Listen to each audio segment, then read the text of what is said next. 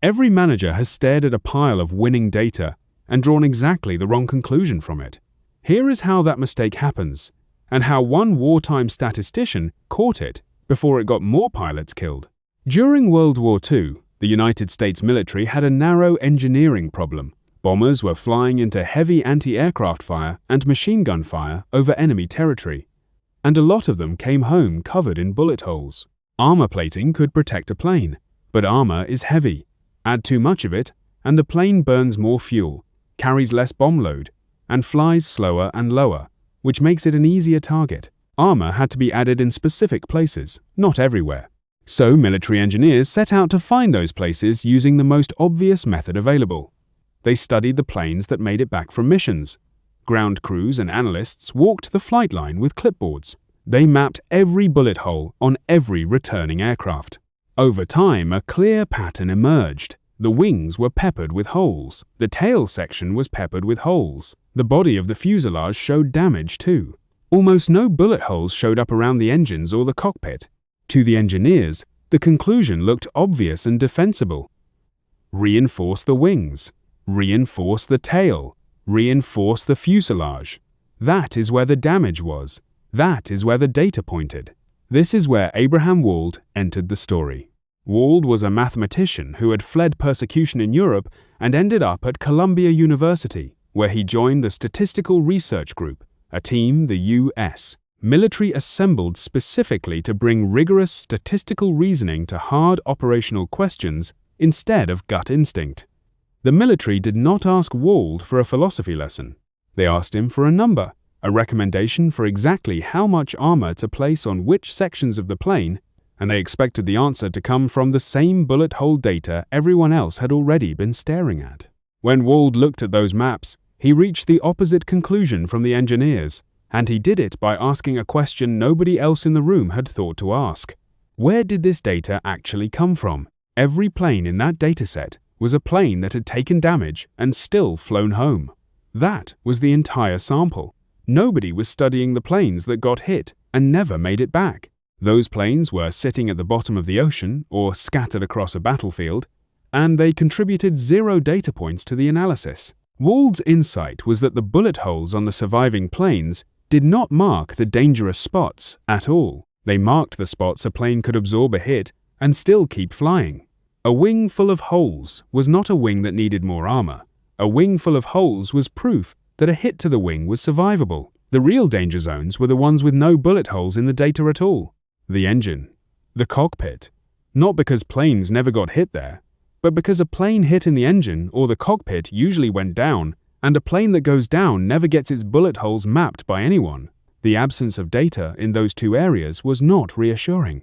It was the most important signal in the entire dataset, and it had been sitting there the whole time, invisible, because everyone was looking at the wrong group of planes.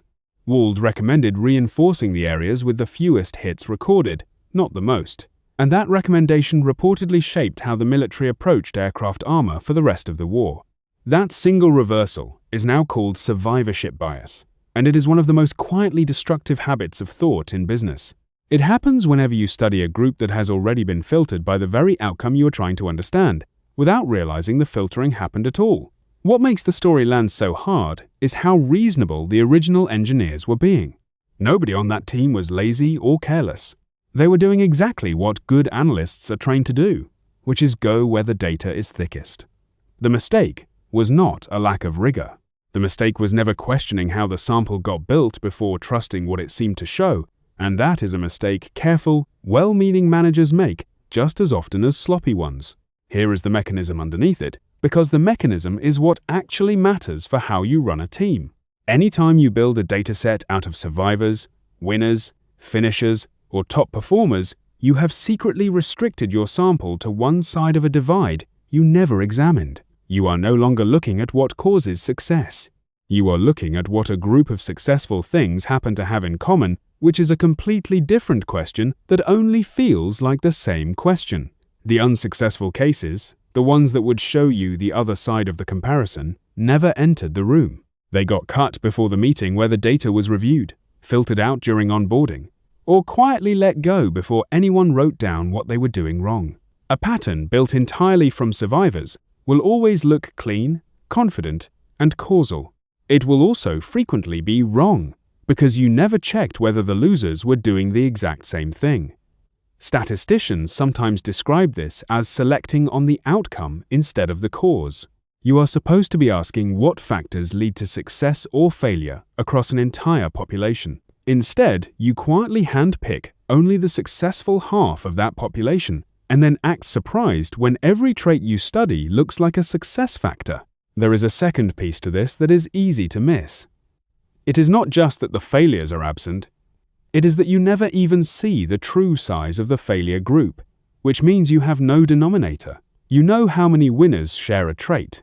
You almost never know how many losers share the same trait because nobody bothered counting them. Without that second number, a pattern is not evidence of anything. It is a story with only one side written down. This same trap shows up constantly in how business advice gets manufactured in the first place. A researcher wants to know what makes a great company, so they pick a list of companies that are currently thriving and go interview their executives, looking for shared habits. Long hours, bold bets, a distinctive culture. What almost never happens is a matching study of companies that had the exact same long hours, the exact same bold bets, and the exact same distinctive culture, and quietly went bankrupt. Those companies do not get book deals. Nobody flies out to interview a founder about the culture of a company that no longer exists. The result is a shelf full of confident advice built entirely from one side of the ledger, and it is the same mistake the engineers made with the bombers, just wearing a business suit instead of a flight suit. Here is the one place I will push past, just explaining the concept. Most managers do not fall for survivorship bias because they are careless. They fall for it because a room full of surviving examples is comfortable, and a room full of failures is the meeting nobody wants to schedule. But here is the part nobody expects. This is not just a wartime statistics story, and it is not just a hiring story either. It is quietly running underneath dozens of ordinary decisions your company makes every quarter, in places that feel nothing like an airplane and everything like a spreadsheet. Take product launches. A manager pulls together every successful launch from the last 2 years and studies what they had in common. Maybe they all had an early influencer partnership. Maybe they all shipped with a limited time discount. The manager writes this up as a launch playbook and hands it to the next product team. What never made it into that analysis is the pile of failed launches that also had an early influencer partnership and also shipped with a limited time discount and still went nowhere. Those launches were never discussed in the retro meeting because nobody wanted to spend an hour dissecting a product that flopped, so they got quietly archived and forgotten instead of studied. The winning formula the manager thinks they found might just be a trait shared by both winners and losers, in which case it explains nothing about what actually separated the two groups, and the next team that follows the playbook is following a coin flip dressed up as a strategy. Take hiring. A company studies its top-performing employees to design a better hiring process. They notice the top performers share a certain university background, a certain interview answer style, a certain prior job title, so the company starts screening for those traits. The problem is that nobody goes back and studies the employees who had the exact same university, the exact same interview answers, and the exact same prior job title, and who quietly struggled and left within a year. Those people are gone. Their resumes are not sitting in a folder anyone reviews, and exit interviews rarely make it back to whoever designs the hiring rubric. If the traits show up in both the people who thrived and the people who failed, the traits were never predictive in the first place. The company just found a coincidence and built a screening process around it, and every future candidate who does not fit that narrow profile gets filtered out for no real reason at all. Take sales training. A sales director studies the habits of the top 5 reps on the team. They notice all 5 make cold calls at the same time of morning, follow a certain script structure, and push hard on a specific objection handling technique. That becomes the new training material for the whole team. What gets left out is every rep who tried that exact same morning schedule, that exact same script, and that exact same objection technique, and still missed quota, and eventually got moved off the team, or left on their own. Maybe the top reps succeeded because of territory, timing, or an existing relationship they had with a key account, and the script had almost nothing to do with it. Without looking at the reps who did the same things and failed, There is no way to know whether the training material teaches skill or just narrates what winners happen to be doing anyway, and rolling it out company-wide can waste a full training budget on a story instead of a method. Take marketing attribution. A marketing team looks at every customer who converted last quarter and studies which channels touched them before purchase: social ad, email, retargeting, an organic search visit. The team concludes those channels drive conversion and shifts more budget toward them. But nobody pulls the list of people who saw the exact same social ad, opened the exact same email, and got hit with the exact same retargeting campaign and never converted at all. If that group is just as large, the attribution model is not measuring what caused the sale. It is measuring what happened to be present around people who were already going to buy. And the budget shift is being justified by a pattern that only ever looked at the winners, while the losing half of the comparison never gets pulled into the report at all. Take promotion criteria. A company reviews its most recently promoted executives to figure out what separates the people who get ahead. They notice a pattern of long hours, high visibility on cross-team projects, and a willingness to volunteer for stretch assignments. That becomes the informal, and sometimes formal, blueprint for who gets considered next time. What gets ignored is the group of employees who worked the same long hours, took on the same visible projects, volunteered for the same stretch assignments, and were passed over anyway, or burned out and left the company entirely. If that second group is roughly the same size as the promoted group, the traits being celebrated were never the real differentiator. Something else was doing the work: sponsorship, timing, an open headcount at the right moment, and nobody has looked for it because the people who could reveal it already walked out the door, and their exit only reinforced the illusion that the visible traits were the whole answer. 5 very different rooms, a product review, a hiring panel, a sales floor, a marketing dashboard, a promotion committee. Same blind spot in every single one of them. In every one of these cases, the visible winners feel like the whole story. They are not. They are the subset of the story that survived long enough, or succeeded loudly enough, to be sitting in the room when someone finally asked what worked.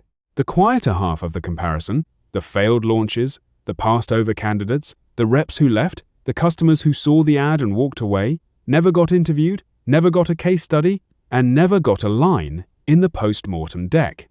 Whenever a pattern looks obvious purely because the winners agree on it, that is exactly the moment to stop and ask what happened to everyone who is not in the room to explain why they failed. So here is what to actually do with this, starting this week, not as a philosophy, but as a habit. Before you finalize any playbook, hiring rubric, training module, or budget shift built from a set of winners, go find the losers on purpose. Pull the failed launches, not just the successful ones. Pull the resumes of people who left within a year, not just the ones who stayed. Pull the reps who missed quota using the same techniques your top performer uses. Pull the customers who saw every touch point and never bought. Put the two groups side by side and ask a single question. Does the trait I'm about to build a policy around actually show up more often in the winners than the losers, or does it show up in both? This does not need to be a formal research project. It can be a single afternoon, one spreadsheet, 2 columns. List the trait you are tempted to credit for the win down the left side. List how often it shows up in the failures down the right side. If the right column is nearly as full as the left, drop the theory and keep looking. If you cannot even build the right column because nobody tracked the failures in the first place, that gap is itself the lesson, and the fix is to start tracking your losers with the same rigor you already give your winners. If it shows up in both, you have not found a cause. You have found a coincidence wearing a winner's jacket, and no amount of confidence in the data will make it true. The silence of the missing data is often the most important data point of all. Follow for more theories that actually explain your workplace.